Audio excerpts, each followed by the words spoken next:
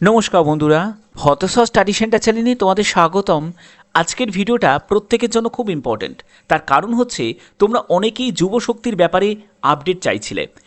তো আজকের ভিডিওর মাধ্যমে তোমাদের যুবশক্তির জন্য কারা কারা এলিজিবল, কারা এলিজিবল নয়, সেই সব প্রত্যেকটি তথ্য তোমাদের কাছে তুলে ধরবো।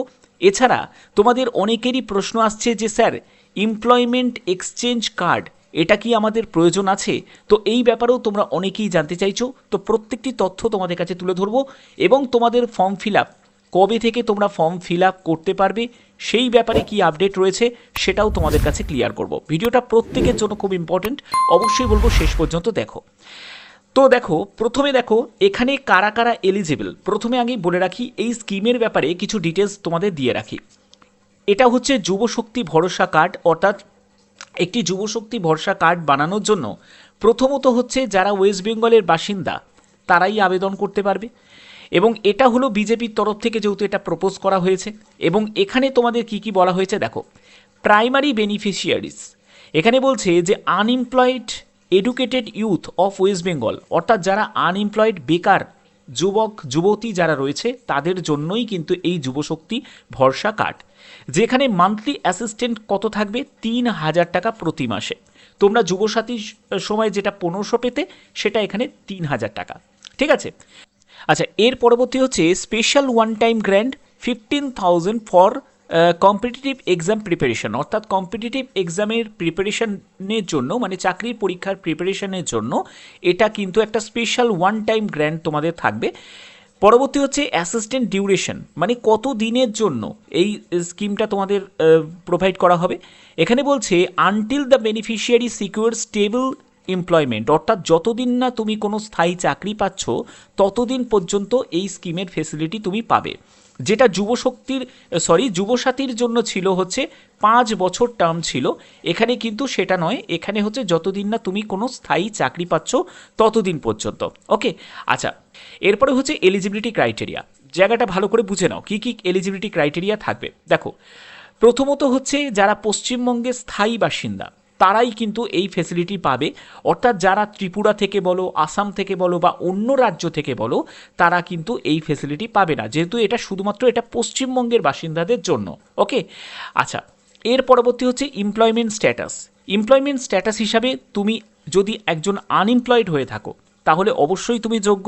এবং বলছে they should not be engage any formal private sector, public sector বা তোমাদের যদি সেলফ এমপ্লয়মেন্ট ওয়ার্ক। দেখো, এই জায়গাটা আমি তোমাদের বলে রাখি, তোমরা জানো অনেক কিছু ফাঁকফোকর থাকে। ঠিক আছে, যুবসাথীর ব্যাপারেও অনেকে যারা প্রাইভেটে চাকরি করতো তারাও কিন্তু অ্যাপ্লাই করেছিল, তো সেক্ষেত্রে তারাও কিন্তু টাকা পেতো, সেখানে কোনো সমস্যা ক্রিয়েট হয়নি। তো এক্ষেত্রেও তোমরা জানো সেই রকমই কিন্তু কোনো সমস্যা আশা করা যায় হবে না। ওকে। তো যদি তুমি গভর্নমেন্ট কোনো সেক্টরে যদি চাকরি করো তাহলে কিন্তু সেক্ষেত্রে তুমি মানে তোমাকে সঙ্গে সঙ্গে ধরে ফেলবে। ওকে। তো সেটা কিন্তু ভুল করেও করো না, তাহলে কিন্তু প্রবলেম হয়ে যেতে পারে। এরপরে হচ্ছে এজ লিমিট কি প্রয়োজন। এজ হচ্ছে 21 থেকে 40 বছর, যা বয়স ছিল। তোমরা জানো অন্নপূর্ণা ভাণ্ডারের ক্ষেত্রেও কিন্তু যা এজটা ছিল, লক্ষ্মী ভাণ্ডারের যা এজ সেটাই কিন্তু অন্নপূর্ণা ভাণ্ডারে ছিল। তো এখানেও কিন্তু সাথীর জন্য যে এজটা ছিল, যুবশক্তির জন্য সেম এজটাই কিন্তু রাখবে, 21 থেকে 40 বছর। এডুকেশন কোয়ালিফিকেশন যদি বলি, তোমাদের এখানে মাধ্যমিক থাকবে, মাধ্যমিকটাই ন্যূনতম যোগ্যতা, কারণ একটা মাধ্যমিক পাশের ক্যান্ডিডেট তারাই কিন্তু মানে অ্যাটলিস্ট মাধ্যমিক দরকার হয় একটা সরকারি চাকরি বা যে কোনো চাকরির জন্য প্রিপারেশন নিতে গেলে। ওকে। তো সেখানে তোমাদের মিনিমাম কোয়ালিফিকেশান হিসাবে মাধ্যমিকটাই তোমাদের থাকবে। ইনকাম লিমিটের ক্ষেত্রে বলে রাখি, দেখো এখানে বলছে they will be maximum family income, এটা কিন্তু একটা ব্যাপার কিন্তু তোমাদের থাকবে, যে যদি তোমার একটা ইনকামের একটা লিমিট কিন্তু তোমাদের বেঁধে দিতে পারে, যে তুমি যদি কোনো জায়গায় যদি কোনো সেলফ এমপ্লয়েড হয়ে থাকো বা যাই হোক না কেন, তাহলে সেক্ষেত্রে তোমাদের একটা কিন্তু লিমিট দেওয়া থাকবে। এবং যারা ইনকাম ট্যাক্স দেয়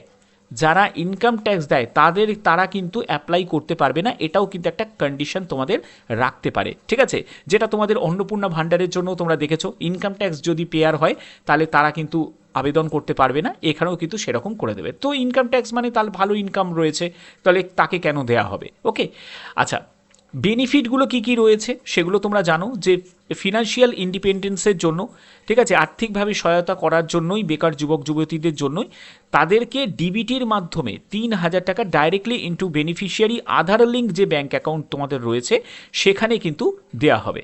ওকে, এবং পরবর্তী হচ্ছে যে তুমি কম্পিটিটিভ এক্সামের জন্য যাতে প্রিপারেশান নিতে পারো তার জন্য তোমাদের কিন্তু এই সুযোগ সুবিধাগুলো তোমাদের প্রোভাইড করা হচ্ছে, যাতে তুমি নিজেকে আরও ভালোভাবে প্রিপেয়ার্ড করে নিতে পারো, ঠিক আছে, বিভিন্ন চাকরির প্রস্তুতির জন্য যাতে নিজেকে তৈরি করতে পারো। ওকে, আচ্ছা, তো এখানে আর ইম্পর্টেন্ট যেটা রয়েছে সেটা হলো কী কী ডকুমেন্টস তোমাদের লাগবে। দেখো, ডকুমেন্টসের ক্ষেত্রে বলে রাখি, তোমাদের আধার কার্ড কিন্তু ম্যান্ডেটারি। আধার কার্ড অবশ্যই তোমাদের ব্যাংকের সাথে ডিবিটি লিঙ্ক করানো থাকতে হবে। তোমরা জানো যে আধার কার্ড খুব ইম্পর্ট্যান্ট। যে কোনো তুমি সরকারি স্কিমের ফেসিলিটি পাওয়ার জন্য তোমাদের অবশ্যই আধার কার্ড রাখতে হবে, ঠিক আছে। এছাড়া তোমাদের লাগছে হচ্ছে ভোটার আইডি কার্ডটাও কিন্তু লাগবে।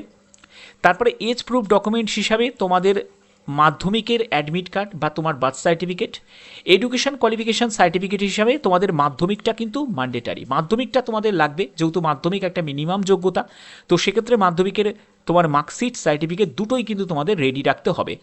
আদার যে সার্টিফিকেটগুলো সেগুলো না হলেও চলবে, মানে তোমাদের উচ্চ মাধ্যমিক বা গ্র্যাজুয়েশন সেগুলো খুব একটা বেশি ম্যান্ডেটারি করবে না, কিন্তু যে মিনিমাম যোগ্যতা যেটা দিয়ে তুমি আবেদন করছো সেটা কিন্তু তোমাদের লাগবেই।